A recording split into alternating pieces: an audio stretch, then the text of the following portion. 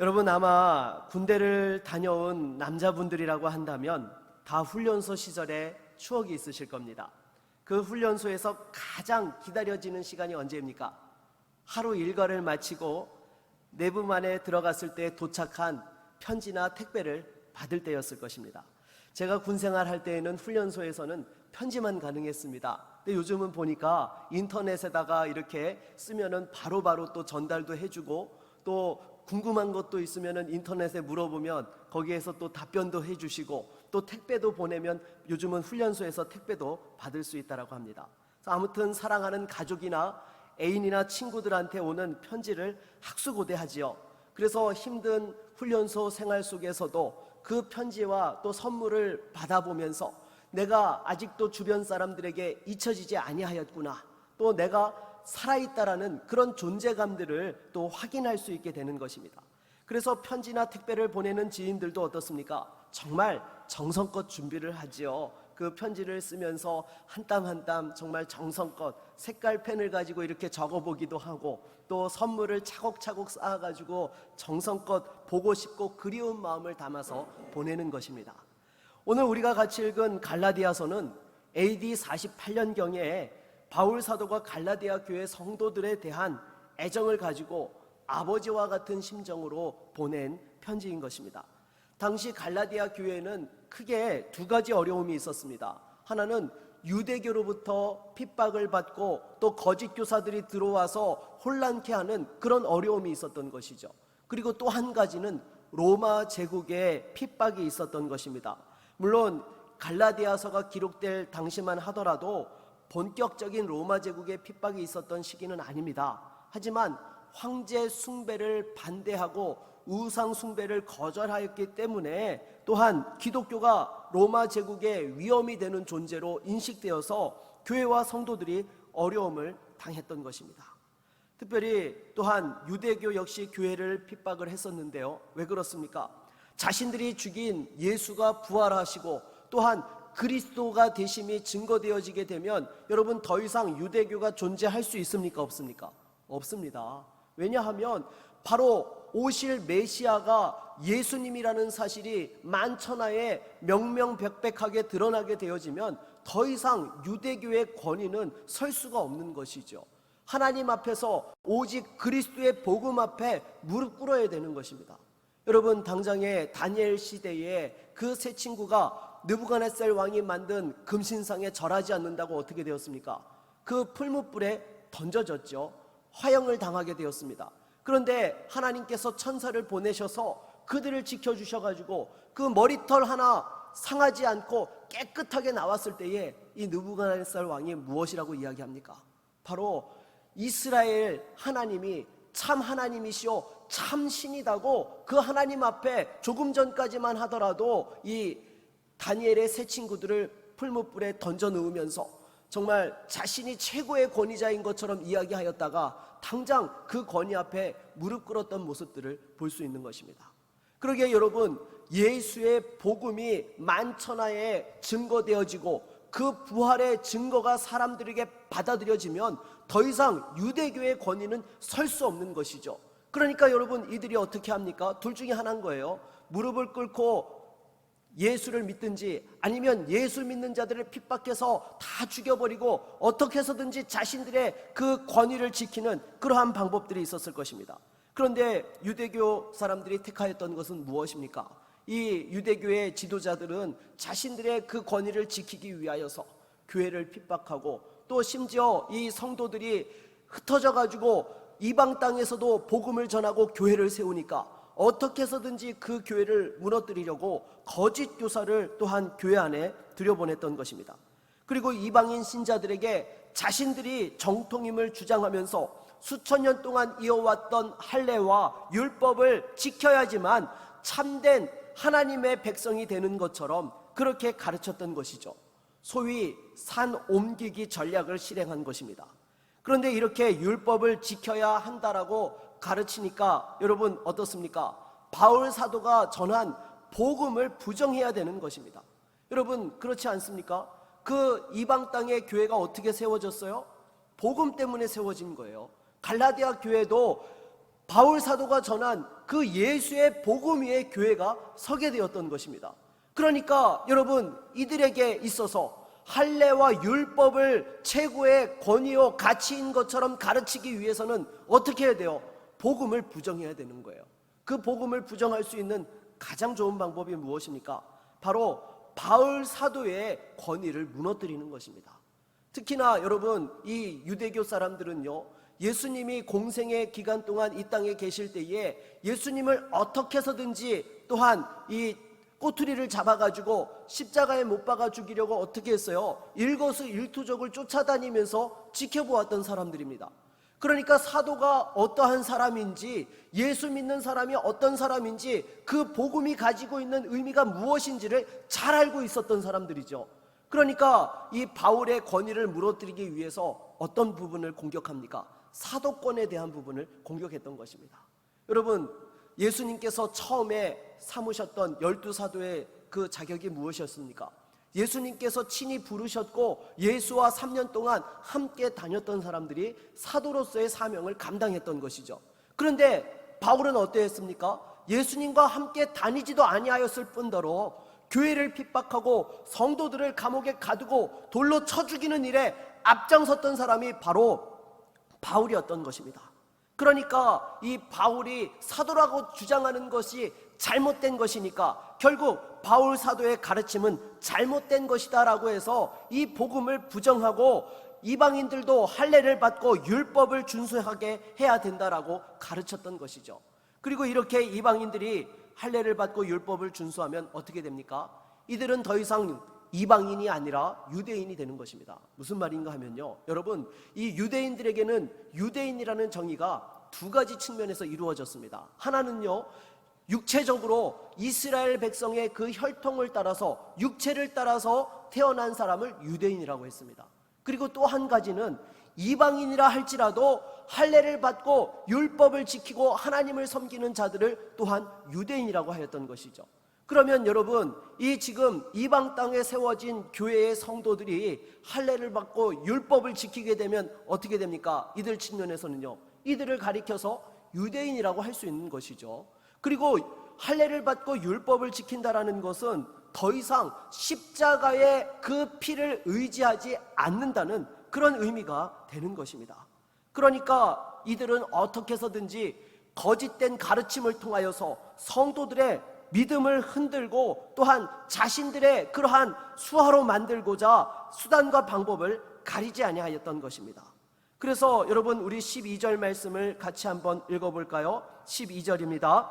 무릇 육체의 모양을 내려 하는 자들이 억지로 너희에게 할례를 받게 함은 그들이 그리스도의 십자가로 말미암아 박해를 면하려 함뿐이라. 아멘.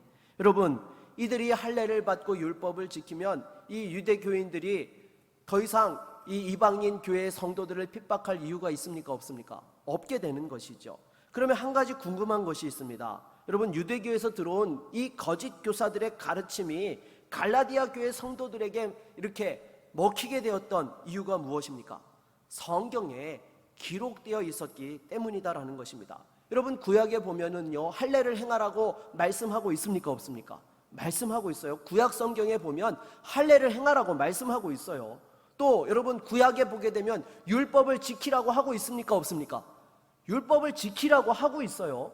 성경에 기록되어져 있으니까 그것을 근거로 하여서 이야기를 하니까 이들이 받아들이게 되었던 것이죠. 더군다나 여러분, 이들이 또한 어디에서 왔습니까? 유대 예루살렘에서 왔어요. 또한 여러분, 이 초대교회의 모교회가 어떤 교회예요? 예루살렘 교회입니다. 예루살렘에 있었잖아요. 그러니까 이들이 바로 자신들은 예루살렘에서 보냄을 받아서 온 정통이라고 이야기하면서 또 이렇게 그들에게 가르치니까 거기에 쉽게 흔들려 버렸던 것입니다. 여러분, 오늘날에도 성경을 왜곡하고 거짓된 가르침을 전하는 이들을 보십시오. 이들이요, 얼토당토 않는 이야기를 하면서 이 기존의 성도들을 이렇게 미혹하는 것이 아닙니다. 성경을 인용하면서 이야기한다는 것이죠. 심지어 교리를 비교해 보자라고 이야기하면서 그렇게 또한 공격을 하는 것입니다. 그럴 때 우리가 흔들리지 않으려면 어떻게 해야 됩니까? 신앙의 본질을 제대로 붙잡고 있어야 되는 것입니다. 여러분, 신앙의 본질이 무엇입니까? 예수 그리스도의 십자가와 부활인 줄로 믿습니다. 이 십자가와 부활이 어떠한 의미를 가지고 있고 우리에게 어떠한 가치와 생명이 되어지는지를 분명하게 붙잡고 있으면 그러한 잘못된 가르침에 넘어가지 아니하고 분별하고 영적으로 승리할 수 있게 되는 것입니다. 결국 유대교에서 들어온 거짓 교사들이 가르쳤던 핵심이 무엇입니까? 우리 13절 말씀을 같이 한번 읽겠습니다. 할례를 받은 그들이라도 스스로 율법은 지키지 아니하고 너희에게 할례를 받게 하려 하는 것은 그들이 너희의 육체로 자랑하려 함이라. 아멘. 여러분, 이 거짓 교사들의 핵심은 할례와 율법이었습니다. 하지만 여러분, 하나님께서 유다 백성들에게, 이스라엘에게 할례와 율법을 허락하셨던 이유가 무엇입니까? 하나님의 은혜에 감사하면서 살라라는 의미의 그러한 할례와 율법을 허락해 주신 것입니다. 여러분, 아무리 이스라엘 백성이라 한다 하더라도 할례를 행한다고 해서, 율법을 자랑한다고 해서 하나님 앞에서 그것으로 의인이 될 수 있습니까? 아니요, 없습니다. 신약만 믿음으로 구원받는 것이 아니라 구약도 구원은 믿음으로 받는 거예요.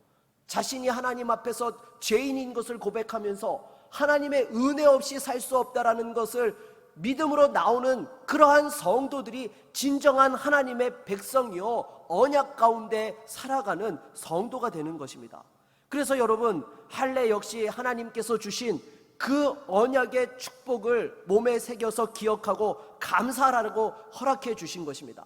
그걸 여러분 자랑하라고 허락하신 것이 아니죠. 만약에 자랑하라고 주신 것이라고 한다면 여러분, 할례를 행하라고 하셨겠습니까? 아니요, 눈에 잘 띄이는데 해야죠.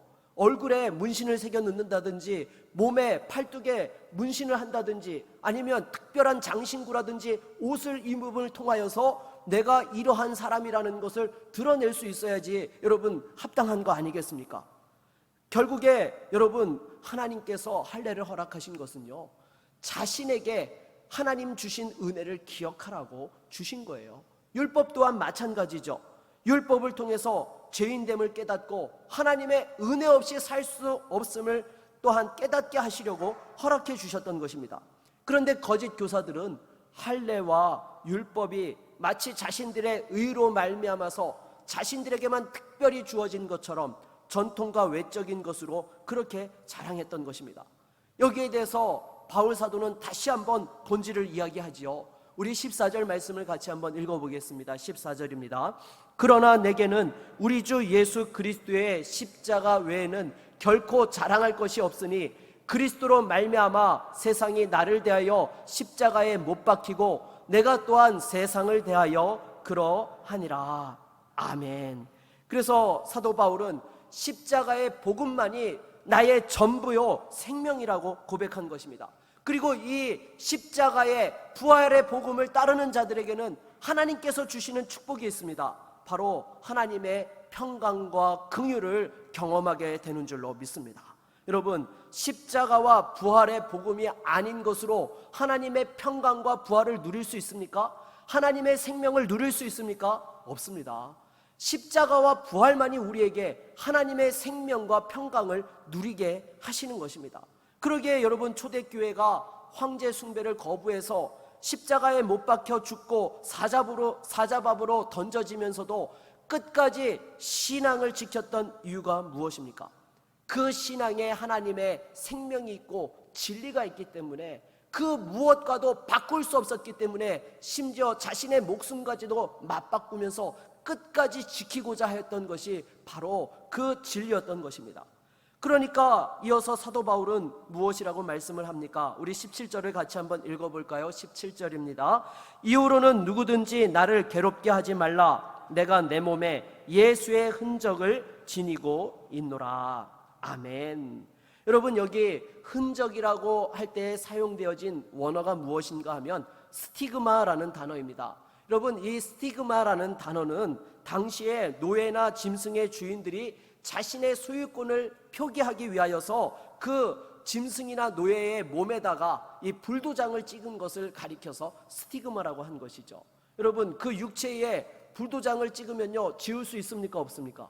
없죠. 다른 것으로 새겨 놓으면 어떻게 해서든지 닦아낼 수가 있는데 불도장을 찍게 되면 이거는 살을 도려내지 않고서는 지울 수가 없는 것입니다. 그러니까 사도 바울은 자신이 바로 예수님께 속한 자이고 예수님이 자신의 주인이심이 보장되어지는 도장이 찍혀 있다라고 지금 이야기하고 있는 것이죠. 그렇다면 사도 바울의 몸에 찍혀져 있는 예수의 도장이 무엇입니까? 거짓 교사들이 이야기하고 있는 할례입니까? 아니요. 바로 예수의 복음 때문에 당하였던 그 고난의 흔적이 바로 예수의 도장이었던 것입니다. 주님 때문에 수없이 맞았던 매의 흔적과 또 40의 감한매를 5번이나 맞고 태장으로 맞고 또한 수없이 맞으면서 그 몸에 남게 되었던 고난의 흔적, 그것이 바로 예수의 흔적이요 내 몸에 새겨진 예수의 도장이라고 사도 바울이 고백하고 있는 것입니다. 사랑하는 여러분, 저와 여러분은 오늘날 이 시대에 예수 믿는 표를 무엇으로 삼고 있습니까? 혹시 세상 가운데서 성공하고 형통하고 편안한 것이 예수의 표로서 그렇게 자랑하고 있지는 않습니까? 물론 여러분, 예수 믿으면 복 받아요, 안 받아요? 복 받습니다. 왜냐하면 하나님께서 예수 믿는 성도들이 사명 감당할 수 있도록 이 땅 가운데서 능력을 부어주시고 하늘의 복으로 이 땅의 축복으로 또한 더하여 주시는 줄로 믿습니다. 여러분, 그렇잖아요. 하나님께서 공급해 주시지 않는데 우리가 맨날 매맞고 고난만 받고 어려움 가운데 있으면 어떻게 사명을 감당하겠습니까? 사명 감당하기 위해서 하나님께서 반드시 이 땅 가운데서도 복을 주시고 그 가운데서 또한 하나님의 영광과 기쁨을 사모하며 나아갈 수 있게 하신다라는 것입니다. 그래서 여러분, 우리 성도들이 이 세상 가운데서 믿음으로 살아간다라는 것은 하나님께서 주시는 축복만 있는 것이 아니라 동시에 우리 주님께서 걸어가셨던 십자가의 길, 고난의 길을 걸어가야 되는 사명이 있는 것입니다. 그러니까 바울 사도가 지금 무슨 이야기를 하고 있습니까? 예수의 흔적, 복음 때문에 당한 그 고난을 지금 말씀하고 있는 거예요. 그렇다면 오늘날 교회와 성도가 가져야 될 예수의 흔적은 무엇입니까? 저는 코로나 속에서도 어떤 불이익이 와도 예배를 포기하지 않고 믿음으로 하나님 앞에 나아가는 것, 이것이 오늘날 성도들이 가져야 될 예수의 흔적이라고 생각합니다. 여러분, 솔직히 요즘 현장 예배를 드리지 않는 경우들이 얼마나 많습니까? 우리 교회 성도님들은 그래도 열심히 잘 드리시는 편이에요. 물론 피치 못한 상황들이 있죠. 확진자와 동선이 겹쳤다든지, 또 내가 코로나 검사를 받았다든지, 또 몸이 좋지 않아서 아무래도 조금 불안한다든지 그런 경우라든지, 내지는 또한 중증 환자들을 케어하고 있는 상황 속에서 정말 피치 못해서 또한 비대면 예배를 드려야 되는 분들이 계십니다. 하지만 백신도 맞고 아무 증상도 없고 또 확진자 동선에 포함된 것도 아닌데 그 현장 예배를 포기하고 비대면 예배를 선택한다라고 한다면 그것은 실은 믿음이 부족하고 예배가 무엇인지를 잘 모르는 것입니다. 여러분, 예배가 무엇입니까? 예배는요, 성도들이 택할 수 있는, 선택할 수 있는 것이 아닙니다. 나를 위해서 대신 십자가에 죽으시고 피를 흘리신 예수 그리스도의 그 사랑과 은혜에 감격하여서 영광 돌리는 것, 이것이 바로 저와 여러분들이 매 주일 매 시간 드리는 예배인 줄로 믿습니다. 그러기에 여러분, 우리가 이 은혜에 감격하여서 예배하는 것은요, 성도들에게 주어진 특권이자 의무인 거예요. 그런데 코로나가 무서워서, 불이익과 손해가 무서워서 예배치 않는다라고 한다면 여러분, 그분은 죄송하지만 정말로 구원의 의미와 예배의 의미가 무엇인지를 잘 모르는 것이죠. 근본에 한 성도님이 코로나 바이러스에 걸려서 역학조사를 받게 되었습니다. 지난 주일에 교회 다녀간 것 때문에 걸린 것처럼 조사관이 그렇게 몰고 가더라는 거예요. 그런데 여러분, 교회에서 추가로 확진자가 나왔습니까? 안 나왔습니다. 게다가 여러분, 그 성도님도 피해자인 것이죠. 제가 안타까운 것은 그 성도님과 가족들이 너무 미안해하는 거예요. 예배에 참석했던 성도들이 코로나 검사를 받아야 되고 또 2주 동안 자가격리를 받아야 되니까 미안해하는 거예요. 하지만 여러분, 그 성도님이 미안해할 이유가 있습니까? 증상이 있는데도 또 코로나가 의심되는 상황 속에서 교회 나온 겁니까? 술 마시고 엉뚱한데 유흥업소 돌아다니다가 코로나 걸려서 교회에 온 겁니까? 그런 거 아니잖아요. 그분도 피해자입니다. 근데 왜 미안해해야 하는 것입니까? 여러분, 우리는 주 안에서 한 형제요 자매요 지체인 줄로 믿습니다. 그 주 안에서 형제 자매요 지체라는 것은 기쁠 때만 함께하는 사람이 아닙니다. 힘들고 어려울 때도 함께 그 어려움을 지고 나누고 또한 위로하고 격려하며 세워갈 수 있는 것, 그것이 한 형제 자매요 지체인 것입니다. 그래서 여러분, 당장에 가정에서도 보십시오. 코로나에 걸렸다고 여러분 가정에서 못 들어오게 하고 쫓아냅니까?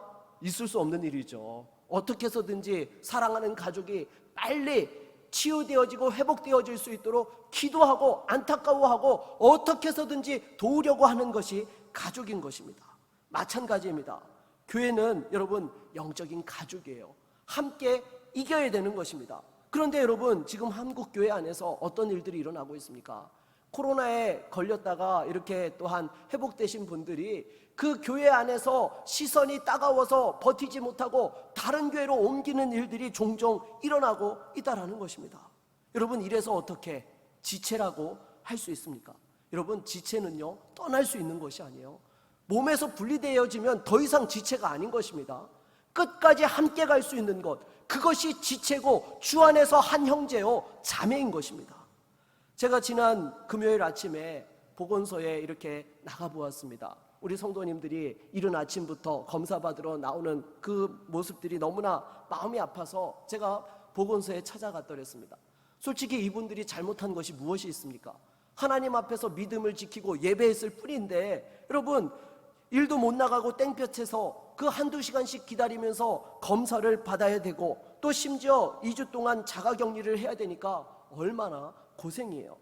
제가 참으로 이렇게 너무나 마음이 아파서 돌아보는데 2주간 자가격리 대상이 되신 성도님이 검사를 받으려고 대기하고 있더라고요. 그래서 제가 집사님 참 너무나 마음이 아픕니다 라고 제가 이렇게 말씀을 드렸어요. 그랬더니 그 집사님 저한테 이야기하시는 거예요. 목사님, 어쩔 수 없죠. 믿음으로 이겨야죠.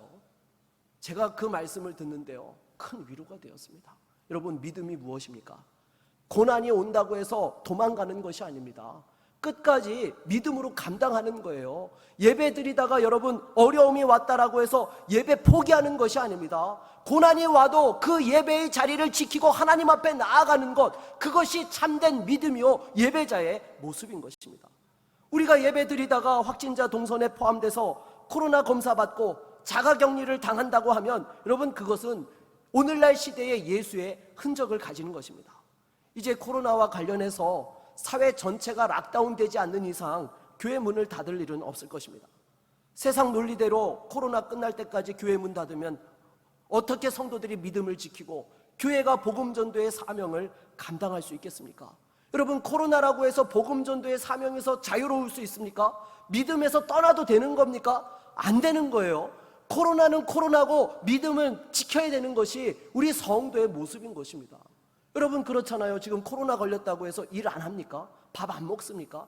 당연히 하나님 앞에 믿음을 지키고 또한 복음을 전해야 되는 것입니다. 물론 여러분, 이전에 비대면 예배를 드렸던 이유가 무엇입니까? 외국에서 코로나로 수많은 사람들이 죽는다는 그러한 뉴스가 보도되어지고 백신이나 치료제도 없었고 또 초창기에는 여러분 우리가 마스크를 구할 수가 없어가지고 마스크 한 장으로 일주일씩 썼던 그런 기억들이 있지 않습니까? 그런데 지금은 어떻습니까? 백신을 맞고 마스크를 쓰고 개인 방역을 철저히 하면 코로나로 죽을 일은 드뭅니다. 게다가 여러분, 백화점이나 마트, 버스나 지하철 하루에도 수십만 수백만의 사람들이 이용을 하면서 왜 교회만 예배 인원을 제한하고 교회발이라고 해서 마치 교회에서 코로나가 퍼져나간 것처럼 그렇게 뒤집어 씌웁니까? 여러분, 이거는요 성도들의 믿음을 연약하게 하고 교회가 사명을 감당치 못하도록 하기 위한 악한 세력들의 의도가 있다는 것입니다. 물론 일부 교회가 정치에 너무 깊숙이 관여한 탓도 있죠. 대통령을 죽이겠다는 식으로 비난을 하고 공격을 하니까 대통령과 이 집권 여당이 가만히 있겠습니까? 당연히 교회를 정적으로 여기고 공격할 수밖에요. 저는 참 이런 상황에 대해서 안타깝습니다. 우리 사회에 정말로 진보도 필요하고 보수도 필요해요. 진보만 있으면 여러분 이 세상이 잘 될 것 같습니까? 보수만 있으면 이 세상이 잘 될 것 같습니까? 그렇지 않아요. 두 가지 가치 다 하나님으로부터 나온 거예요. 소외되고 어려운 자들을 돌보도록 하는 그 진보의 가치도 하나님의 말씀에서부터 나온 것이고요. 또한 이 정통을 지키고 또 이 하나님께서 주신 그 윤리에 대한 부분을 지켜나가는 것도 여러분 그 보수의 가치도 하나님께서 허락하신 것입니다. 두 가지가 균형을 이루어야 되는데 이번 코로나 사태로 인해서 교회가 진보와 대척점에 서는 것처럼 돼버려서 참 안타깝습니다. 이러면 여러분 복음의 문이 절반이 닫혀지게 되는 거예요. 여러분 보수라고 해서 복음이 필요 없고 진보라고 해서 복음이 필요 없습니까? 아니요. 둘 다 복음이 필요한 거예요. 여러분 교회는요 진보냐 보수냐를 떠나서 하나님의 그 진리가 중심이 되어져야 되고 이 땅의 모든 사람들에게 복음을 전하기 위하여 열려 있어야 될 줄로 믿습니다. 그러면 복음의 문이 닫혀지지 않게 하려면 교회가 정치에 관여치 않으면 되는 겁니까? 그렇지 않죠. 관여할 것은 관여해야 되죠. 얼마 전에도 제가 말씀을 드렸지만 대표적인 것이 차별금지법과 평등법이지 않습니까? 이게 통과되면 더 이상 성경 말씀을 교회 안에서 제대로 가르칠 수도 없습니다. 성경이 지적하는 죄에 대해서 설교를 했는데 차별과 혐오감을 느꼈다라고 고발하게 되면 여러분 어떻게 돼요? 목사가 벌금을 내든지 아니면 감옥에 가야 되는 거예요. 또 이단에 대해서도 마찬가지죠. 잘못된 교리에 대해서 지적을 하고 이단이라고 이야기하면 이것을 평등법에 위반된다고 고발당하게 되는 것입니다. 게다가 여러분 전도도 마음 놓고 할 수 없게 되는 거예요. 길거리에 나가서 예수 믿으라고 전도하면서 예수 천당 불신지옥 외치면은 혐오적인 표현이라고 고발하게 되면 여러분 어떻게 돼요? 전도도 할 수 없게 되는 그런 상황이 벌어질 수 있게 되는 것입니다. 대한민국 헌법이 보장하고 있는 신앙과 사상의 자유가 빼앗기게 되는 것입니다. 여러분 우리가 꿈꾸던 나라가 그런 나라입니까? 왜 수많은 이들이 이 땅에서 피를 흘려야 됐습니까? 또 왜 수많은 성도들이 애국 열사의 길을 걸었고 독립운동을 하고 6.25 때 피를 흘리면서 이 땅을 지켰던 것입니까? 바로 신앙의 자유를 지키기 위함이었던 것인 줄로 믿습니다. 그러면 정교분리의 원칙이라는 것이 무엇입니까? 이것은요 세속 권력이 교회 위에 군림하지 아니하고 교회도 세속 권력 위에 군림하지 않는다는 것, 이것이 정교분리의 원칙이에요. 여러분 이 교회가 정치에 대해서 언급하면 안 된다, 이게 정교분리의 원칙이 아닙니다. 서로 군림하여서 장악하지 않겠다라는 것이 정교분리의 원칙인 거예요. 그런데 정부와 국회가 악법을 만들어서 교회의 진리를 전하지 못하도록 핍박하고 진리를 왜곡하면 여러분 가만히 입 다물고 있어야 됩니까? 아니요. 진리를 지켜내야 되는 거예요. 그 대한민국의 여러분 또한 법 가운데에서 악법을 제정하는 것을 반대할 수 있는 권리가 있는 것입니다. 교회가 나서서 당연히 그러한 부분에 대해서 반대하고 진리를 지켜내야 되는 것입니다. 하지만 여러분 그럼에도 건드리지 말아야 될 영역이 있죠. 무엇입니까? 대통령과 정부의 정통성을 부정하면 안 됩니다. 이 땅에 세우신 권위는요 세속의 권위라 하더라도 누가 허락하신 겁니까? 하나님께서 허락하신 거예요. 대통령과 정부가 펼치는 그런 정책들이 때로 잘못된 부분들이 있을 수 있습니다. 그러면 시정을 요구하되 그 이상 가면 안 되는 거죠. 대통령과 정부 정책이 정 마음에 안 들면 나중에 어떻게 하면 됩니까? 투표할 때 표를 주지 않으면 되는 거예요. 여러분 그런데 교회가 나서서 정권 퇴진 운동을 한다, 이거는요 비성경적인 것입니다. 사랑하는 여러분, 절대로 마귀 사탄에게 속으면 안 됩니다. 마귀 사탄은 어떻게 해서든지 성도들이 모이지 못하도록, 믿음의 반석에 서지 못하도록 수단과 방법을 가리지 않고 심지어 코로나까지 이용하여서도 교회를 흔들고자 하는 세력들이 악한 세력들이라는 것입니다. 더욱이 여러분 지금 뉴스에서 연일 보도되어지고 있는 내용들이 무엇입니까? 코로나가 사라지지 않는다고 이야기하고 있습니다. 앞으로의 이 시대는 코로나와 함께 살아가야 되는 시대라고 그렇게 이야기를 하고 있습니다. 그러면 이런 상황들 속에서 여러분 우리가 언제까지 예배를 포기합니까? 물론 우리가 아무리 조심해도 코로나에 걸릴 수 있어요. 그렇더라도 믿음으로 대처해야 되는 것입니다. 두려워하지 아니하고 하나님의 은혜를 사모하며 담대하게 나아갈 때에 우리가 이 시대 속에서도 예수의 흔적을 가지고 복음으로 치열하게 싸우며 주신 사명을 감당할 수 있게 되는 것입니다. 사랑하는 여러분, 지금 코로나로 인해서 치료 중에 있는 성도들과 또 예배에 참석하였다가 자가격리 중에 있는 성도들을 위해서 우리가 함께 기도합시다. 정말 이 믿음의 시련들을 잘 이겨내고 승리할 수 있도록 하나님께서 지켜주시도록 우리가 기도해야 되는 거예요. 이들을 보듬어 주어야 되는 것입니다. 이 믿음의 시련은요, 누구에게나 올 수 있습니다. 그러니까 누구 탓을 한다든지 예배를 기피한다든지 하는 것이 아니라 끝까지 믿음으로 예배의 자리를 지키며 함께 담대하게 나아가야 되는 것입니다. 말씀을 맺겠습니다. 여러분, 진리를 헷갈리게 하고 모이기를 회방하는 이 시대적 상황 속에서도 오직 그리스도의 십자가와 부활만을 붙들고 예수의 흔적을 가지고 끝까지 승리할 수 있는 믿음의 종들이 다 될 수 있기를 주의 이름으로 축원합니다.